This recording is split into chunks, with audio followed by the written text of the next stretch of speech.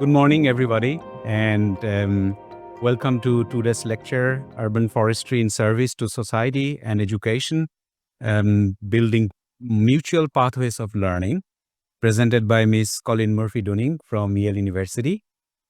Colleen studied forest science, public affairs, and environmental sciences at Humboldt State University in Arcata, California, and Indiana University in Bloomington. Since 1995, she has led the Urban Resources Initiative and the Hickson Center for Urban Sustainability at Yale School of the Environment. Her work focuses on urban ecology, urban forestry, green space planning, environmental justice, and natural capital. With over 30 years of experience, she has conducted interdisciplinary research on community-based management in urban and peri-urban forests and teaches regularly at Yale School of Environment. I first met Colleen in summer 2022 in Leuven, Belgium. It was June, where she was a keynote speaker at a conference. She chose our abstract from the Grunelunge project for an oral presentation and moderated the session where I presented. Her work on community management in urban forest management inspired me. Later, she hosted me for a brief visit to Yale University in December 2022. In 2024, she also hosted our PhD student, Miss Angela Beckman-Ubelt, for a short research visit. Angela is also here. Yeah. I'm very grateful to the KIT Presidium for awarding this grant, which allows us to host Colleen. I hope this will strengthen our research and teaching collaboration between KIT and Yale University in the areas of urban ecology, urban forestry, and urban transformation. I also thank Professor Armin Grunwald, Professor Daniel Lang, Daniel is here, and Dr. Petra Roth, Ms. Elena Pfeiffer, Mr. Len Pilch, Mr. Gabriel Soto-Roa, and Ms. Petra Linder for their support in making this visit happen. So thank you so much, Colleen. Floor is yours.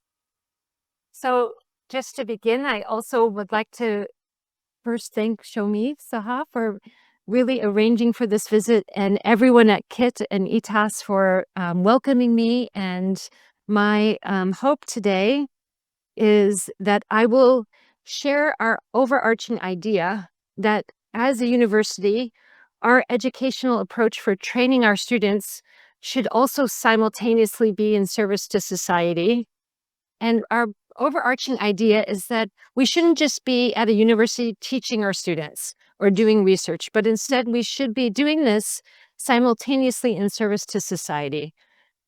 I'll explain really two large programs, efforts that we have that are structured to make that possible. And then a few, just maybe two examples of how that also can then offer a bridge for research to practice by having these two program vehicles. The first one I will describe is we named Community Green Space, which is about engaging civil society. From that, we then developed another program, Green Skills, which is really more about a workforce development opportunities so that we could reach even more marginalized communities in our society. Just to set the stage before talking more specifically about my work, I'd like to give you a sense of Yale University kind of in a larger scale. So first, it was founded in 1701, which makes it the third oldest educational institution of higher ed in the US. You can see from the numbers here that the graduate students outnumber the undergraduate students. And also, maybe perhaps more surprising, is the faculty and staff outnumber the students, which may be why our cost of education is so expensive in the US. Originally, when the school was first formed back in 1701, it was originally a school of divinity. And then it was Yale College for the undergraduate students, and many now divinity schools, just one professional school. There's also School of Law, School of Medicine, School of Public Health, Graduate School of Music, of Art, Architecture, Business, and then the Yale School of the Environment and the Forest School, which is where I'm based. So a little background of that particular professional school. It was first established as the Yale Forest School in 1900. And the establishment of the school was called for by Gifford Pinchot, who at that time was the chief of the Division of Forestry in the government. That later became known as the USDA Forest Service under his leadership. I should say that he himself graduated from Yale College in 1889, and then he pursued his graduate studies in France at the French National School of Forestry before coming to Switzerland and Austria and here in Germany to learn more about professional scientific forestry. Brandeis and Schlick were his mentors, and they were instrumental in shaping forestry in the U.S. Henry Graves was the first dean, and he had at the Yale School of Forestry, and he had worked for Pinchot in the Division of Forestry. In 1972, the school then changed its name to the School of Forestry and Environmental Studies, and it broadened its mission to include not just forestry, but broader environmental concerns, as was the time of 1970s and the kind of growth of the environmental movement. More recently, in 2020, the school changed its name again, this time to the Yale School of the Environment, but also reestablishing the Forest School, which is to demonstrate our commitment to continued education in forestry specifically, and the importance of the legacy of this part of our school. I'll just say maybe this is kind of the main building of the School of the Environment, and on the right you can see where we have kind of our forest camp, where the forest school has lands that they manage, and students are actually marking for timber and really, practicing traditional forestry. Within, kind of like here with KIT, with many research groups, also within our Yale School of the Environment and Forest School, we also have many centers and programs and research groups.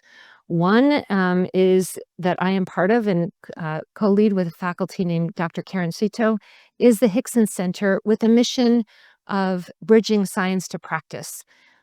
Karen will talk about the valley of death, where our research papers go to die. They don't cross over to the kind of community of practice, that we need to really change how practice is happening.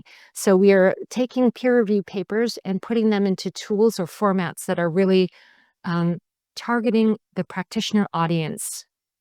So that is one kind of focus of this center, but also we have, as Shomid has said, an online certificate course that's not for our students who are matriculating at our school, but rather for the broader, open to the public, to take an online certificate course in urban climate leadership, which Shomid was also a lecturer for this course.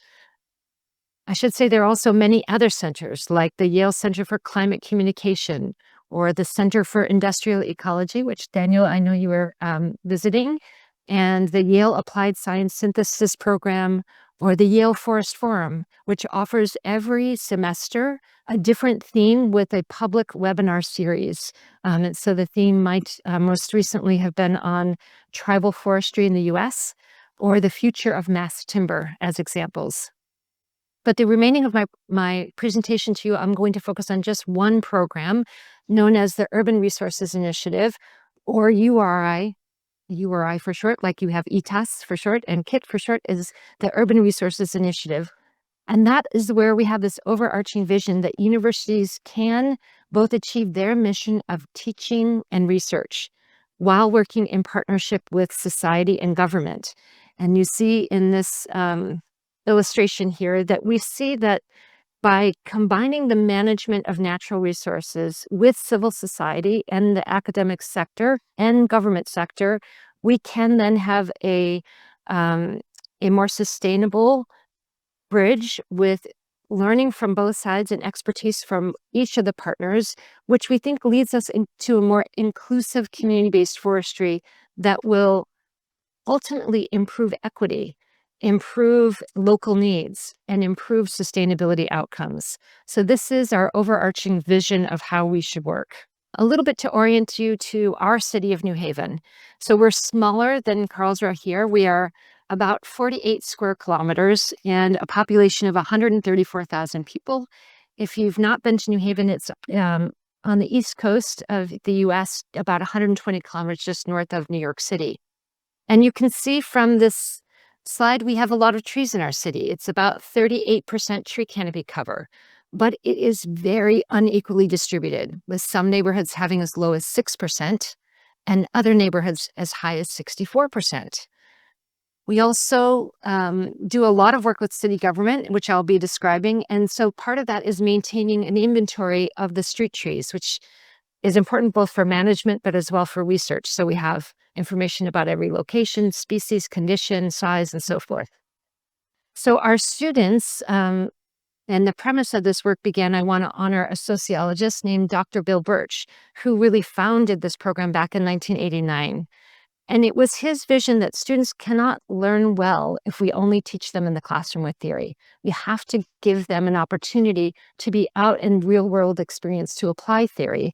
And in his case, wanted to focus on urban community forestry, drawing from a rich tradition in other parts of the world of social forestry. He would encourage his students that and we all talk about this all the time, that we want to work interdisciplinary or transdisciplinary, listening to other scientists and learning from one another. But he would also push, you have to learn from the public and respectfully understand that they too have expertise. And by listening, we will have a better understanding of the assets and the needs. So we call this kind of listening as the cornerstone of our work. I should point out our students also, you can see most of them following graduation are going in to be professionals, not pursuing a PhD. Only 11% go for further study. So this is why this orientation of professional training we think is so important for our students. Dr. Birch also had the foresight that if you're going to work in community, the university should not decide, or a faculty person like himself, in a top-down way about how to work in the community. Instead, we had to have a governance mechanism where the community would also have an equal say of how the university could work in their city. So a separate NGO nonprofit was formed with almost the same name.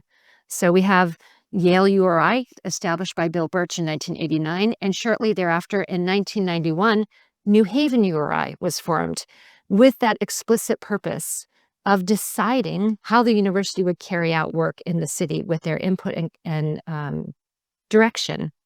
So a guiding principle of this training of the Yale students in engaging in civil society is based on the notion that community members not only have the right, but they have the capacity, and they also have the responsibility to participate, not just in decision-making about what's happening where they live, but actively participating in the management of where they live.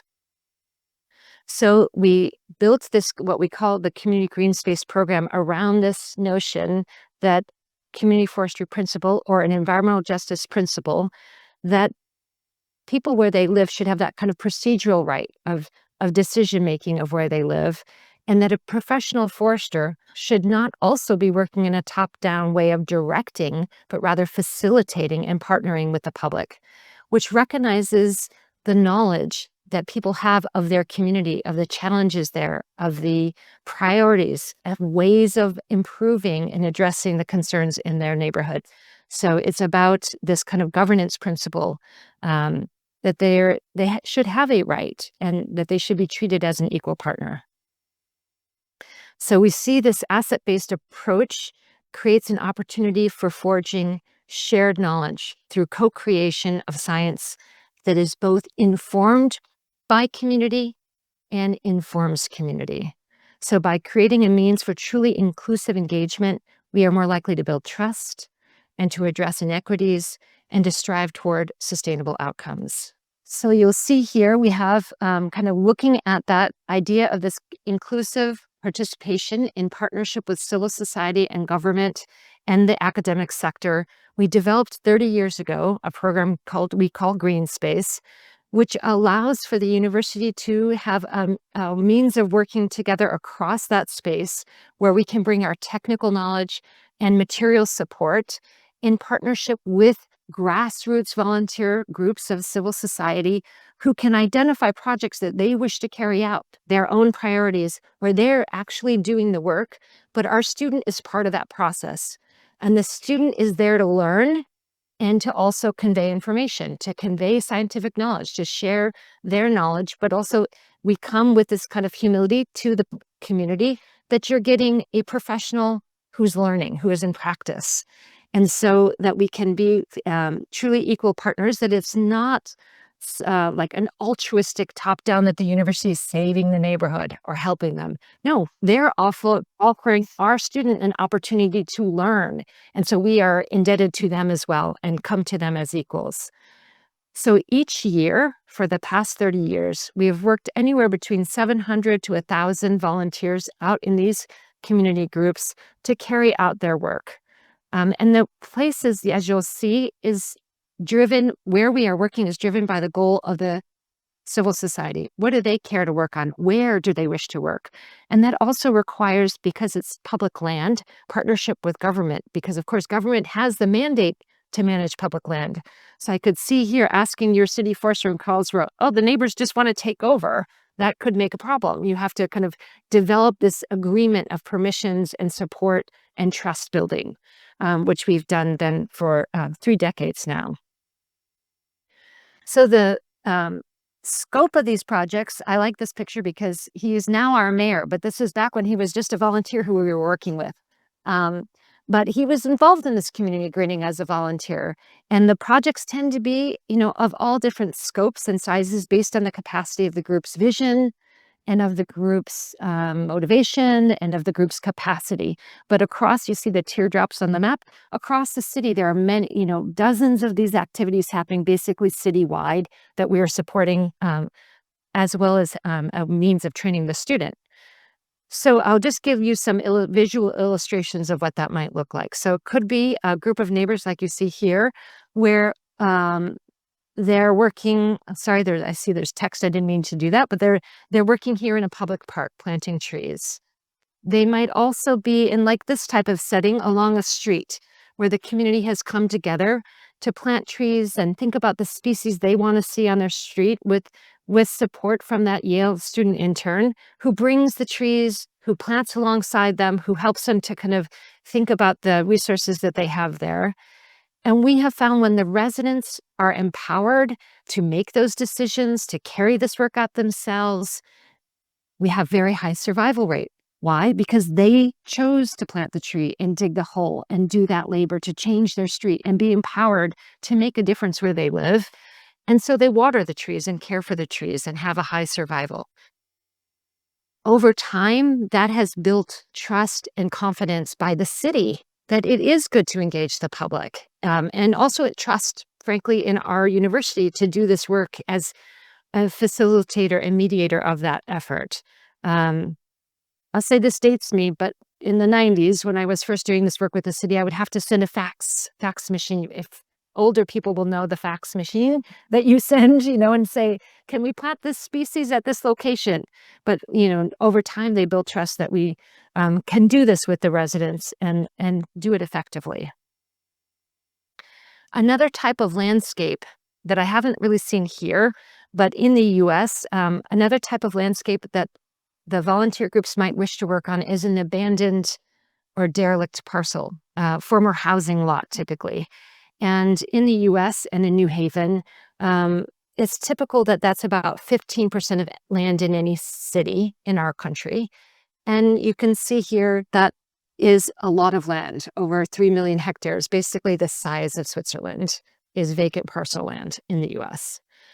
And what we can also learn from this is not only that it's not optimizing kind of ecosystem services from the physical landscape, but also that it has a socioeconomic impact, that it can create crime or fear and so forth. So it can have a detrimental effect on society, which is one novel way of kind of thinking about this relationship between the biophysical landscape and the socioeconomic impacts of that landscape. I also want to add a caveat or a reality check, which is, it might sound like everything is going perfectly, but I can assure you there are challenges to this work. Perhaps the most common is that over time, the volunteers can lose momentum or participation. They might get, like in this picture, initially mobilized because it's in a derelict condition and they're excited and they recover it. But years and years of stewardship, they may lose momentum. And there's something I've seen over time is that it also mirrors the human life cycle. So many, many people join this as volunteers in the early phase of their retirement. Why? They suddenly have leisure time that they hadn't had.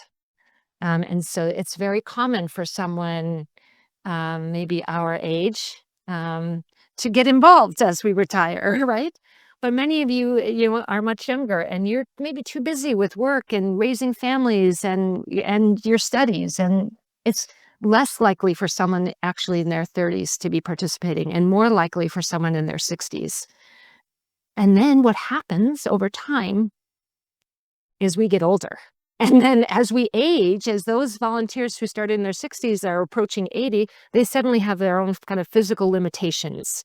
So it shouldn't be a big surprise, but it took me a long time to learn that in fact, as you age, then it's going to affect. So you only see success over the long term if those groups have the capacity to plan for successional planning of the group itself, to find and pass the baton to someone younger to keep this management of these community-driven landscapes. So I'll just say that's just one example of a challenge.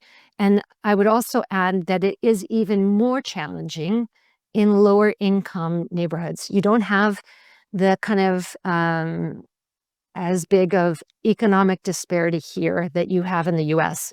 We have quite a big income inequality gap, but in the poorer neighborhoods, that is even more difficult because they may be working 2 jobs. They have less leisure time, so it's even more challenging there. I'll give a few more examples of types of work. Increasingly, the green space groups, these volunteer groups, are working in large parks, and they may be focused on the natural areas, managing aggressive colonizing vines like you see here.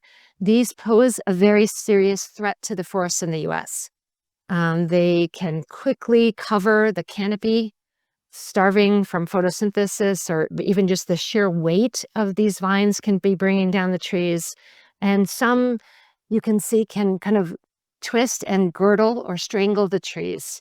So this is really limiting the growth and the vigor of the forest in the city, and can stunt forest succession in the city.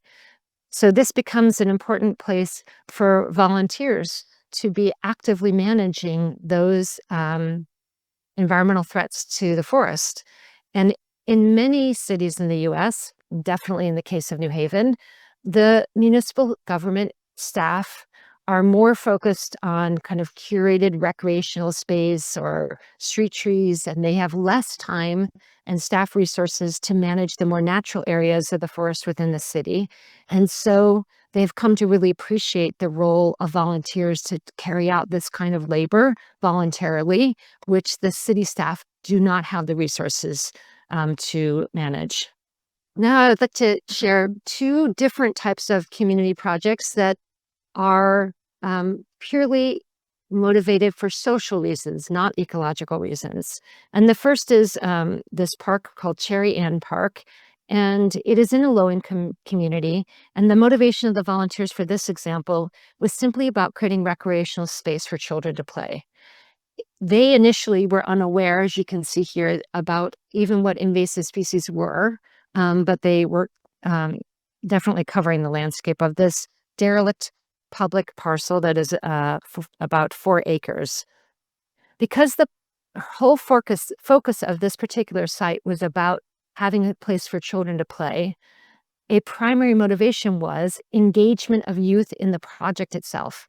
And so you can see here in the initial cleanup of the site, young boys struggling, like being part of the cleanup.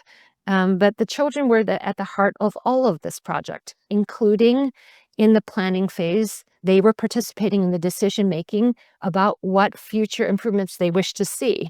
This is the municipal staff, who's a landscape architect, doing community meeting out on the site with the children.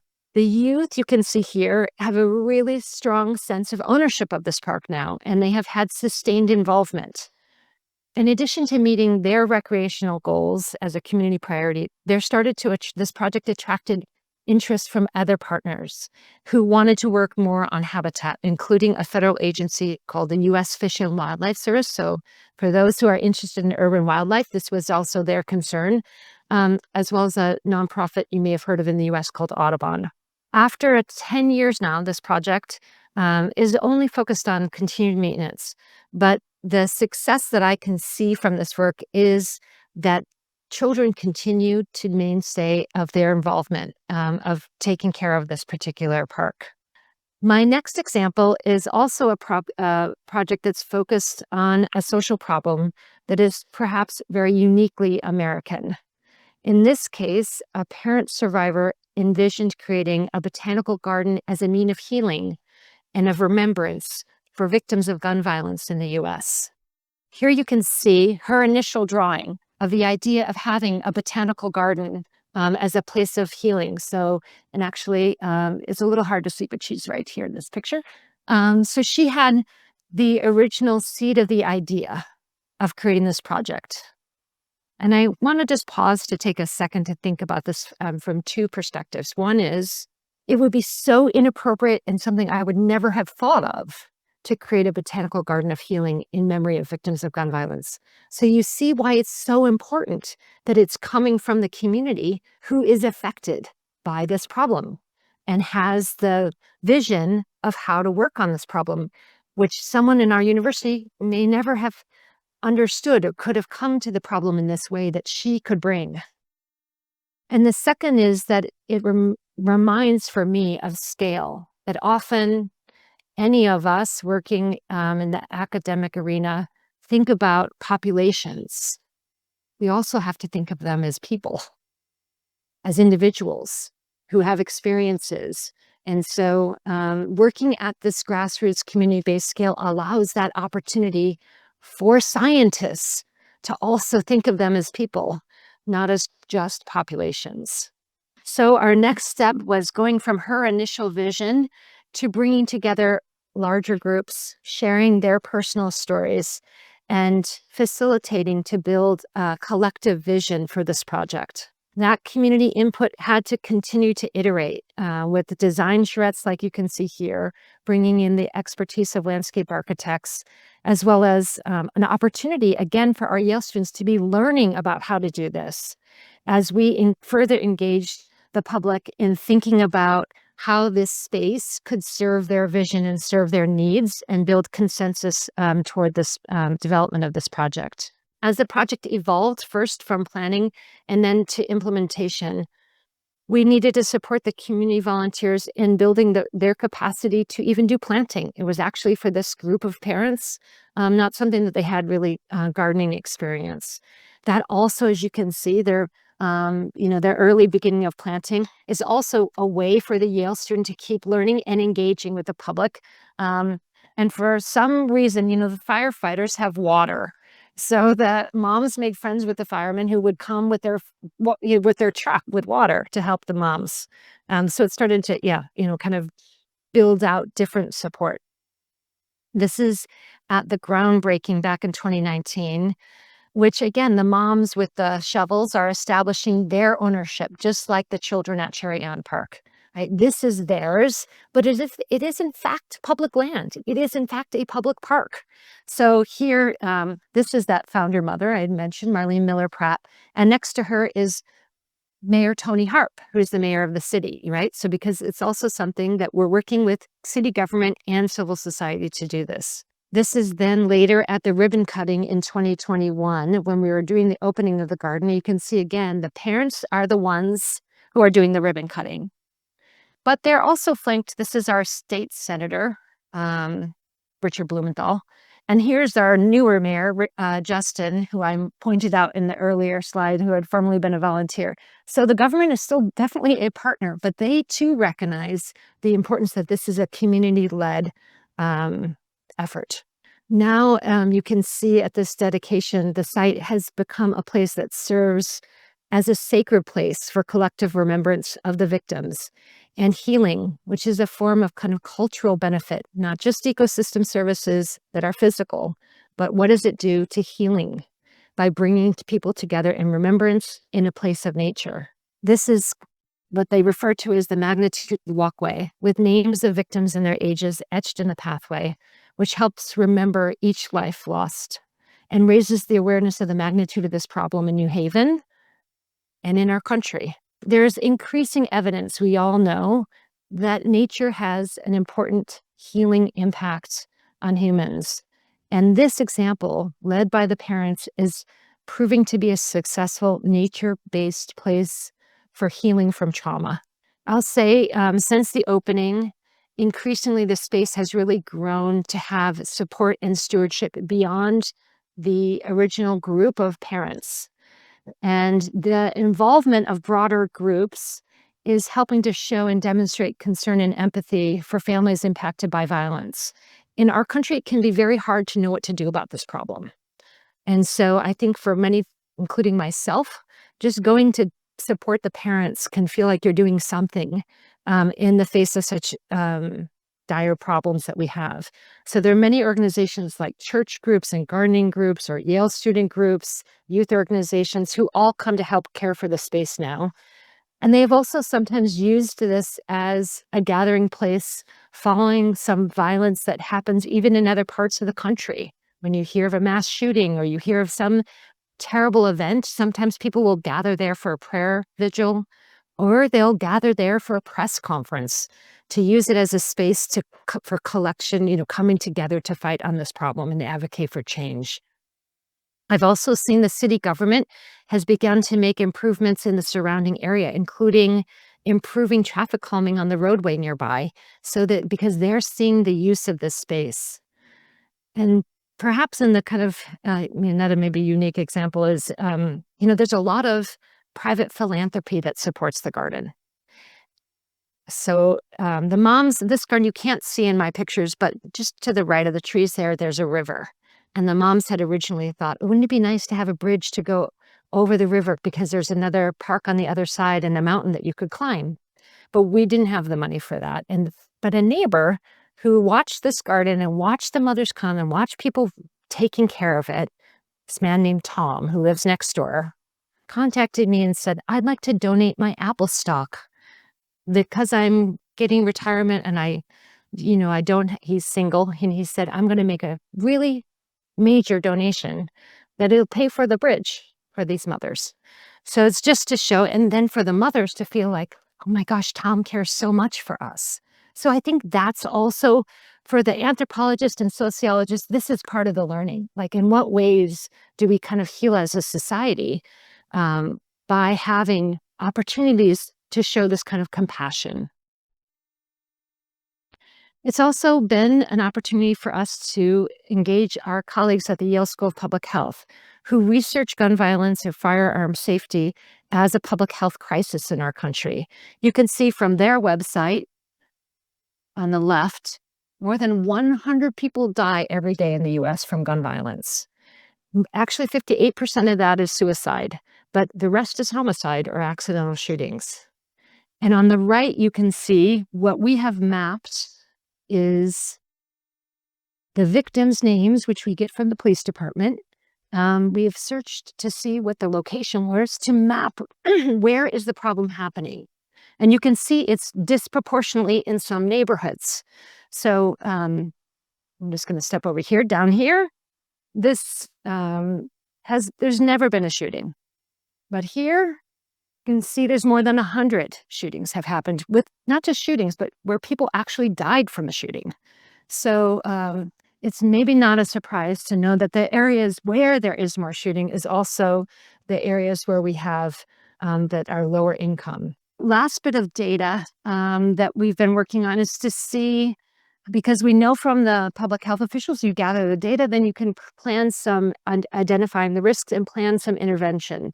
So you can see here that the age groups that's most at risk who have died in New Haven are from the ages of 15 to about 24. So we can be thinking about interventions for that age group. Which that example then leads me to my next program effort that we call Green Skills, which we're using as a means of building a more inclusive urban forestry profession so that we can focus more on the more marginalized people in our society. I hope I haven't been too dark and depressing with that last example because I can kind of see a little bit in this room, but I think it's inspirational and hopeful because people are getting better and working together. So it's just, I hope we can like not bring you down too much. Um, so before I get into our Green Skills program, I'm just going to show another map that you can see of New Haven, and you can see that where the low income neighborhoods are, right? These areas in dark. Again, this neighborhood has the highest home ownership and wealthy neighborhood. This neighborhood is also wealthy, but the dark areas are the lower income neighborhoods that have a lot of social challenges. But we recognize that if we're to work towards sustainability and build resilience, we cannot separate the ecological from the social condition, such as poverty, which we know creates an underlying cause of vulnerability. So this is a little bit of framing for the origins of our Green Skills program, which actually grew from the first Green Space program working with volunteers, where we had built such strength of partnership with the city government that in 2007, the parks director asked me, would you be interested at the university to plant all the trees for the city instead of our department planting them? Because he saw that the volunteers had such high survival rates. He was interested to see that. Maybe we would want to take that on at the school. So I would say at the same time, we had been listening in low-income neighborhoods and would hear from people, we need jobs more than we need trees.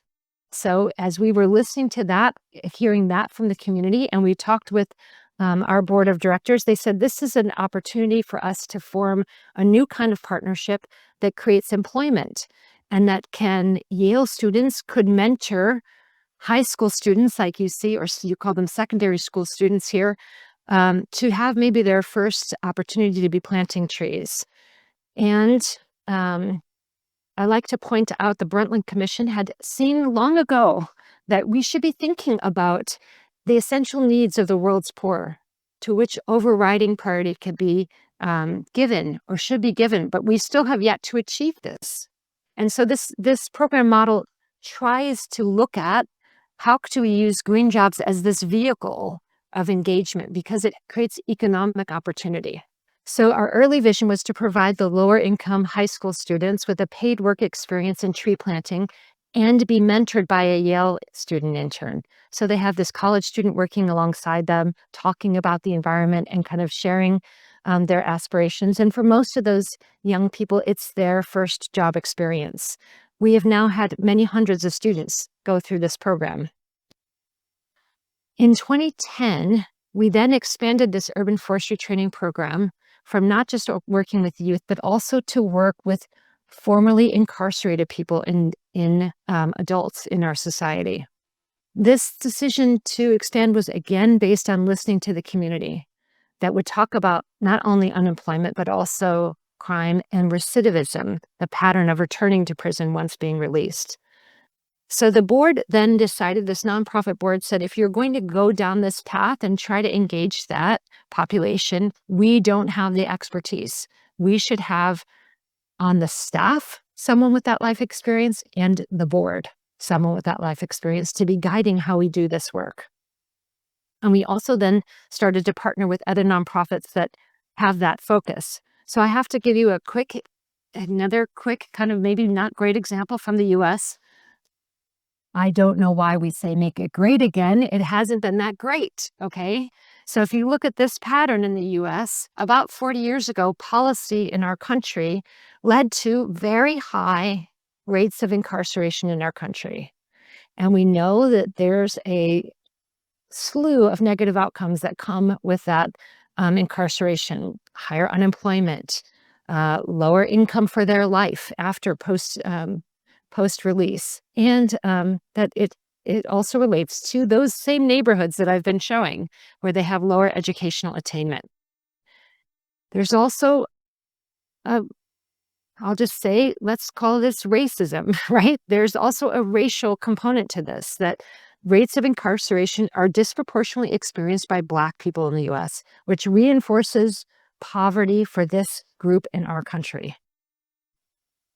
So here's some kind of related to incarceration is that people who are once released have a very difficult time getting a job in our country after we call it, have a felony history or have a record of incarceration.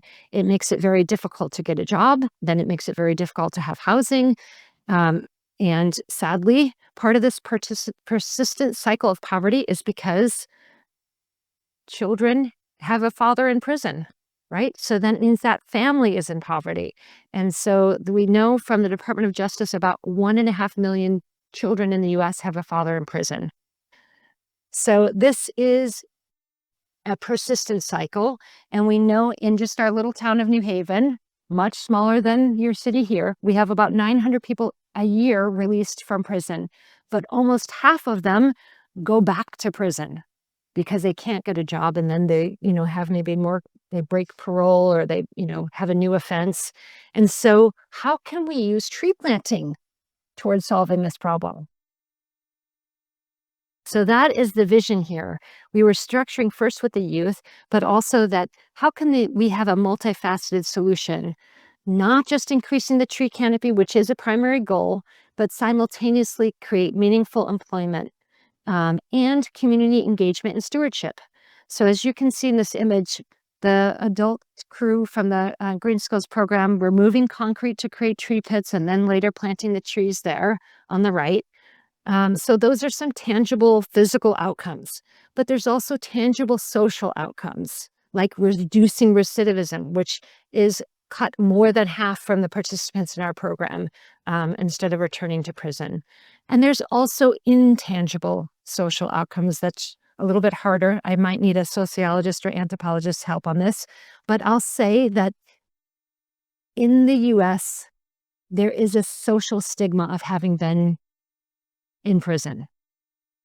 And so if you're out planting trees that somebody requested you plant and you're out in the crew, suddenly people see you as doing something good. Instead of being seen as a bad actor, you're seen suddenly as someone who's contributing, right? So that is softening that social stigma. And I'll say in our 15 years now of doing this work with this population or these people, I will hear from the men, oh, I told my kids, Daddy planted that tree, that they can walk, because we plant a lot of trees, anywhere 500, maybe up to 1,000 trees. They can see the tangible good that they have done. So it's also good, their own sense of worth of being a positive actor in society and being able to share that with their family. That's not a scientific study. It's just my perception of how it is helping in an intangible way, is that they are being now seen as being valued. So also, it's not just about the workforce development, it's still about community engagement. So every tree that is planted is based on a request. And that requester promises to water and care for the tree.